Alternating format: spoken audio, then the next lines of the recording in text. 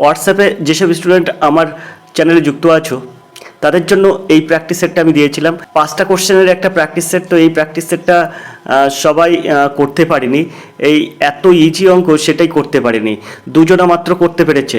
তো দুজনা অন্তত 180 জনের আমি এটা সেন্ড করেছি, কিন্তু মাত্র দুজনা করতে পেরেছে। এবং এই যে একের দাগের যে প্রশ্নটা আছে, এই প্রশ্নটার এখানে ছিল 9, এখানে হবে 5।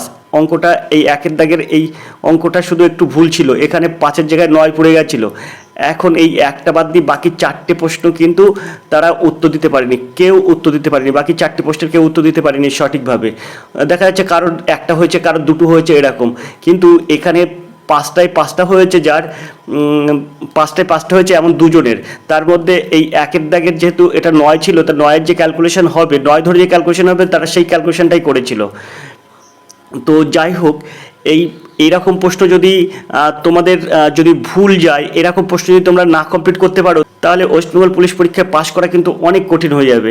সবাই রিকোয়েস্ট করেছে স্যার অঙ্কগুলো বলে দিন, তাই আমি কিন্তু আজকের এই 5টা মানে এই প্র্যাকটিস সেটের যে 5টা প্রশ্ন আছে তা কিন্তু সলভ করছি। তো দেখুন, এখানে একের দাগের প্রশ্ন আছে, এখন 5টা বাজে, ঘন্টার কাঁটা ও মিনিটের কাঁটার মধ্যে যে কোণ তৈরি করেছে তার পরিমাণ কত। তো এটা আমি প্রথমেই কিন্তু তোমাদেরকে বলে দিয়েছি যে এরকম প্রশ্ন পড়লে একটা সূত্র হবে। আমি এইসব অঙ্কগুলো প্র্যাকটিস করাই, জাস্ট তোমরা ক্লাসগুলো নিয়মিত দেখো কিনা সেটা দেখার জন্য আমি কিন্তু এই প্র্যাকটিস সেটগুলো বানাই। তো এই প্র্যাকটিস সেট তোমরা যখন করতে পারলে না, অনেকেই করতে পারোনি, তো তোমরা নিয়মিত ক্লাসগুলো দেখো না ভাই, এটা আমি পরিষ্কার বুঝতে পারছি, যার জন্য তোমরা এইগুলো কিন্তু করতে পারছো না। এখন তোমরা যদি বলো যে আমরা ক্লাস দেখবো না স্যার, আপনি যে প্রশ্নগুলো দেবেন সেই প্রশ্ন আপনিই করে দেবেন আবার আমাদেরকে, এরম কিন্তু হয় না ভাই। যদিও রিকোয়েস্টে আমি ভিডিওটা তৈরি করছি, অঙ্কগুলো কত সহজ অঙ্ক দেখে নাও। তো এই অঙ্কটার ক্ষেত্রে সূত্র আসবে এরকম, 60H বিয়োগ 60H বিয়োগ 11M বাই 2। এখন এখান থেকে দেখো, এখানে এখন 5টা বাজে, তার মানে এই 60 গুণ এই এইচের জায়গায় এই 5টা বসবে। তো এই 5 বিয়োগ 11M, এর মান দেখো এখানে কিছু নেই, তার মানে 0। তো 11 ইন্টু 0 বাই 2। এখন এখান থেকে দেখো 60 5 300 গুণ করলে, 60 আর 5 গুণ করলে 300, আর 0 আর 11 যদি আপনি গুণ করেন তাহলে 11 0 0, তাহলে এখান থেকে 300 থেকে 0 বিয়োগ করলে হয় 300, আর নিচে হয়ে যাবে 2, তাহলে এটা সমান সমান 150। তো দেখো এটা খুব সহজেই কিন্তু এর সঠিক উত্তর বেরিয়ে গেল। এর দাগ হবে সঠিক উত্তর 150 ডিগ্রি। আমরা চলে যাব 2-এর দাগের প্রশ্নে।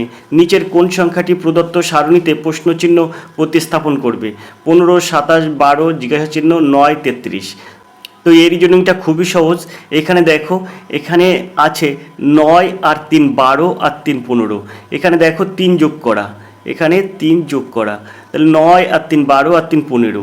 সেমভাবে 27-এর সাথে 3 যোগ করলে হয়ে যাবে 30, আর 30-এর সঙ্গে 3 যোগ করলে হয়ে যাবে 33। তাহলে এখানে 3 যোগ হবে, এখানেও 3 যোগ হবে। আশা করি বুঝতে পেরেছ। তো এখানে উত্তর হবে কিন্তু এই জিজ্ঞাসা চিহ্নের স্থানে বসবে 30, অর্থাৎ দ্বিদাগ হবে সঠিক উত্তর। আমরা চলে যাব পরের প্রশ্নে। দেখো এইসব প্রশ্নগুলো কত সহজ প্রশ্ন, আর এডুকেশন স্কুল তোমাদের যেভাবে হেল্প করছে, তোমরা যদি ঠিকঠাক করে কন্টিনিউ এই ধারাবাহিকতাটা ধরে রাখতে পারো তাহলে তোমাদের কোনো অসুবিধা হবে না, এটা আমি আশা করি। এবার 3-এর দাগের অঙ্কটা দেখব। 5600 টাকা 3 বছর শেষে 2100 টাকা সুদ দেয়। সুদের হার 5% বৃদ্ধি পেলে নতুন সরল সুদ কত হবে? তো কিছুই না, এখানে 5% বৃদ্ধি মানে কি, 5% বৃদ্ধি মানে 105/100। এখন এখানে বলছি কিন্তু সুদের হার 5% বৃদ্ধি পেলে নতুন সরল সুদ কত হবে? তো আগে 100 ছিল, এখন 105 হয়েছে। ব্যাস, এবার আপনি কি করবেন, এই 2100 টাকা লিখবেন, 2100 গুণ 105/100 করে দেবেন। এই শূন্য কাটবেন, এই শূন্য কাটবেন। এবার এটার সাথে এটা গুণ করে দেবেন। 105-এর 5 হাতে 10, আর 21 10-কে 210 আর 10 কত হয়? 220। তাহলে হয়ে যাবে 2205 এত টাকা। আশা করি আপনারা বুঝতে পেরেছেন। তো এর সঠিক উত্তর হবে কিন্তু বিদ্যাগ।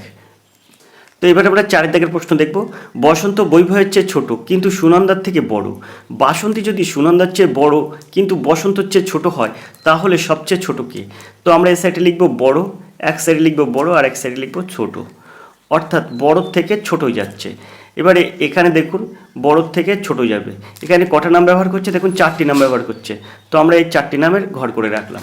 এখন এখানে বলছে দেখুন, এখানে বলছে বসন্ত বৈভবের চেয়ে ছোট, তাহলে বসন্ত এখানে লিখব আর বৈভব আগে লিখব, কারণ বৈভব এই ক্ষেত্রে বড়।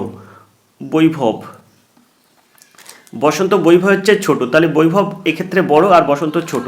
এবার এখানে বলছে বাসন্তী যদি সুনন্দার চেয়ে বড়, তাহলে বাসন্তীটা আমরা আগে লিখতে পারি। বাসন্তী, সুনন্দার চেয়ে যদি বাসন্তী বড় হয় তাহলে সুনন্দা অবশ্যই ছোটোর দিকে থাকবে। এখানে বলছে বাসন্তী যদি সুনন্দার চেয়ে বড় হয়, দেখুন সুনন্দার চেয়ে বড় কিন্তু বাসন্তী, কিন্তু বসন্তর চেয়ে ছোট, তাহলে বসন্তর চেয়ে ছোট হলে বসন্তর আগে থাকবে। বসন্তর চেয়ে ছোট, সেই ক্ষেত্রে বসন্ত বড় হয়ে যাবে, তাহলে দেখুন এখানে ঠিকই লিখেছি। তাহলে এখানে আমরা বলতে পারি বৈভব সবচেয়ে বড়, তারপর মেজ কিন্তু বসন্ত, বাসন্তী হচ্ছে সেজ, তারপর সুনন্দা এটা কিন্তু ছোট, সুনন্দা কিন্তু সবচেয়ে ছোট, অর্থাৎ এর দাগ হবে সঠিক উত্তর। এখানে বলেছে তাহলে সবচেয়ে ছোটকে, তাহলে সবচেয়ে ছোট সুনন্দা। তো আমরা 5-এর দাগের এই প্রশ্নটা করব। 15, 12, 18, 24 আর এক্স এর গড় 20 হলে এক্স এর মান কত? তাহলে এইগুলোর আমি যোগ করব। 15 আর 12, 18, 24 এগুলো যোগ করলে হয়ে যাবে কত? 69। তো 69 প্লাস এক্স, এই যে এই এক্সটা এই দিলাম প্লাস এক্স, তাহলে এদিকে আমি সমষ্টি করলাম, তাহলে এখানে এদের গড় কত বলেছে? এর গড় বলেছে 20, তাহলে আমরা এখানে এই গড়টাও সমষ্টি করে দেবো। সংখ্যা কটা? 1, 2, 3, 4, 5টা সংখ্যা, তার 5, 20, 100 দিয়ে দেবো। তাহলে এক্স সমান সমান কত হবে? 100 থেকে 69 বাদ যাবে, গেলে হয়ে যাবে 31। তো 31 হবে সঠিক উত্তর, অর্থাৎ ডির দাগ হবে সঠিক উত্তর। খুব সহজে এসব অঙ্কগুলো সমাধান করা যায়। এই অঙ্ক কিন্তু অনেকেই করতে পারোনি, পাস করতে গেলে কিন্তু এসব অঙ্ক করতেই হবে ভাই। তো দেখতে থাকুন আর এডুকেশন স্কুল, দেখা হয় পরের ক্লাসে। ততক্ষণ সুস্থ থাকুন, ভালো থাকুন, ধন্যবাদ, আপনাদের শুভ হোক।